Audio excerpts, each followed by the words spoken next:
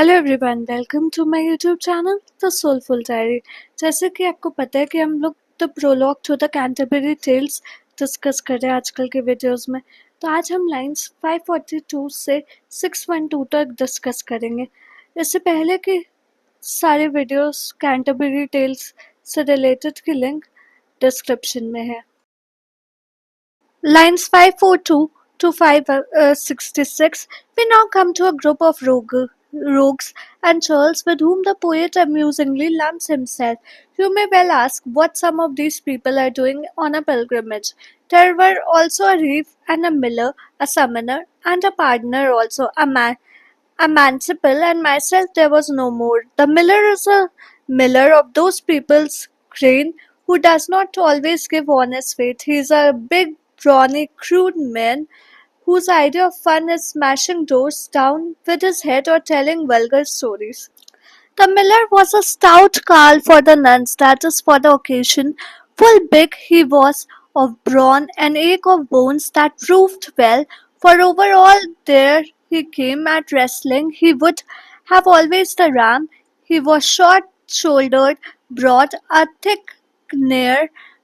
There was no door that he knolled heave off hair off its hinges, or break it at a running with his head.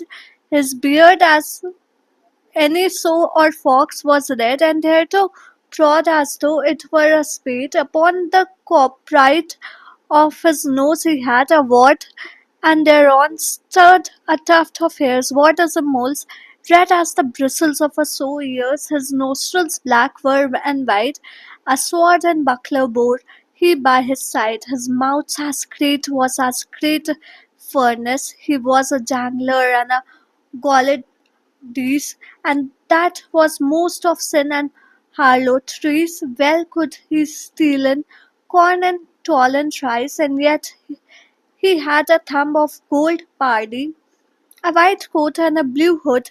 Weared he a bagpipe would could he blow and sound, and therewithal he brought us out of town. A Reeve and a miller were also there. In addition to them, there was a summoner, a partner, a manciple, and myself. There was nobody else in the group. To deal with the miller now, he was a stout fellow with powerful muscles and large bones. He had proved the strength of his body wherever he had gone. At wrestling, he would always win the prize. He had short and broad arms, and he was thickly built. There was no door which he could not break or push off its hinges by running at it and striking it with his head. His beard was as red as any fox or female dog, and as broad as spade. Exactly on the tip of his nose he had a wart on which he grew a tuft of hair, red like the bristles of a female hog's ears. His nostrils were black and large. He carried a sword and a buckler by his side. He had a mouth which was as large as a large furnace. He was a loose talker and joker who indulged in obscene jokes, mostly concerning sin and indecent incidents. He was capable of stealing corn, and he charged his customers 3 times the amount actually payable by them. And yet he had no need to steal by heaven, since he was quite skilful and could have enjoyed prosperity without stealing, or by heaven he was not an upright miller, vexing as non-existent as a miller with a gold thumb. He wore a white and a blue hood. He could play the bagpipe well, and he accompanied us out of the town playing on a bagpipe. Lines 567 to 586. The manciple is in charge of buying provisions for a group of lawyers in London, but is shrewder in his management than all of them put together. Manciple providing food for courts. A great manciple was there of a temple. Of great achateors might take example, for to be wise in buying of vitally, for whether that he paid or took by tale, that is, or brought on credit. Algate he waited so in his estate that he was a before and in good state.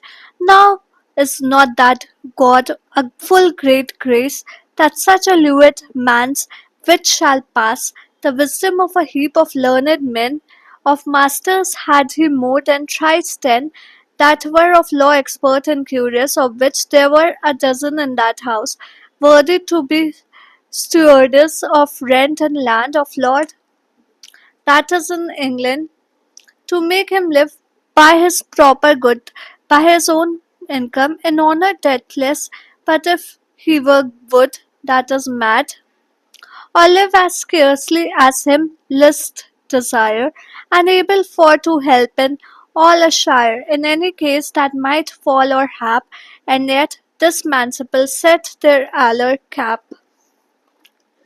There was a gentle manciple from an inn of court. He was such an expert in buying provisions that others could learn much wisdom from him in the art, whether he paid for the previous in cash, provisions in cash, or he bought them on credit. His transactions were conducted so well that he was always the gainer and always won an advantage. Now it is not a proof of God's great mercy that a man of such an ordinary position should have knowledge exceeding the collective wisdom of a large number of learned men. He was in the service of more than 60 masters who were experts in law and were full of legal acumen, that is discernment.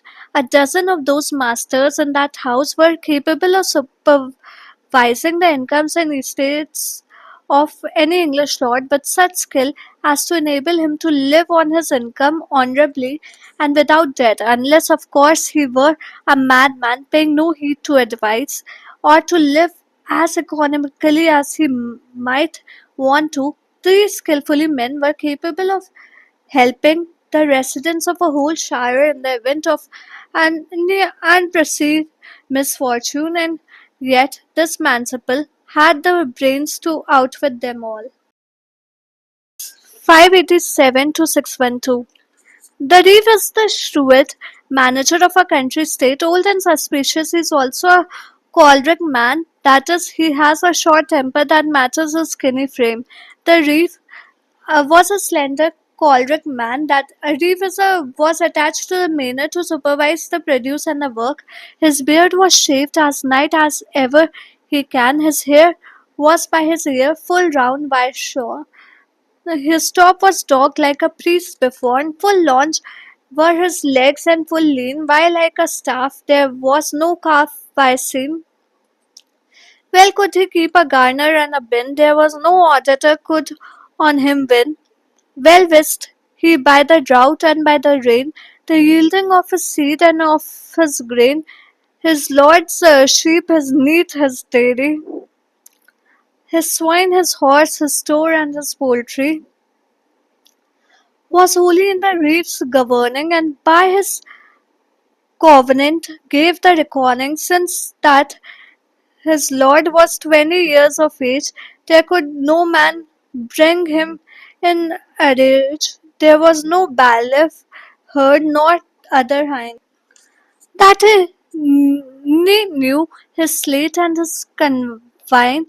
They were adread of him as of death, though he has made sure that no one takes advantage of him. He seems to have taken advantage of his young lord. His warning was full fair upon a heath, with greenish trees well shadowed with was his place.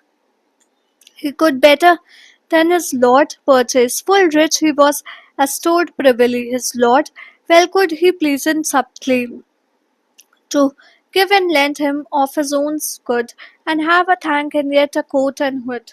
The reeve was a slender, ill-tempered man. His beard was shaven as close as possible. His hair was cut high around his ears and clipped short in front like the hair of a priest. His legs were very long and very lean like a stick, and no calf was visible. He could maintain a granary and a store with such skill that no inspector could detect his tricks. He could predict by the drought and by the rain the yield of his seeds and grains, or by keeping a watch on the weather he could predict the quantity of grain that the land would yield. The sheep, the cattle, the dairy, the swine, the horses, the stock, and the poultry belonging to his master were wholly in the charge of this reeve, and by an agreement he had been submitting the accounts of his to his master ever since the master was 20 years old. No man, by checking these accounts, could find the even errors. There was no such supervision, headsman, or other servant whose cunning and trickery this reeve did not know, and for this reason they were as frightened of him as of the plague.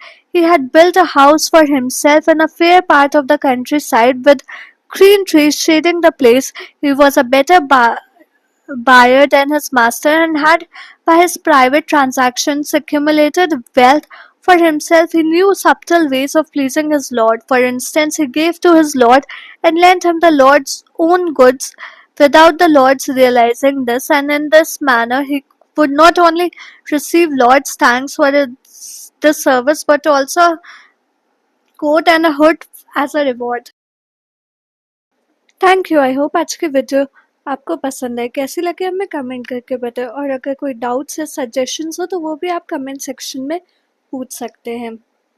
अगर video अच्छी लगी तो like share and subscribe to my channel. मिलते हैं कल एक और informative video के साथ शाम 4 बजे।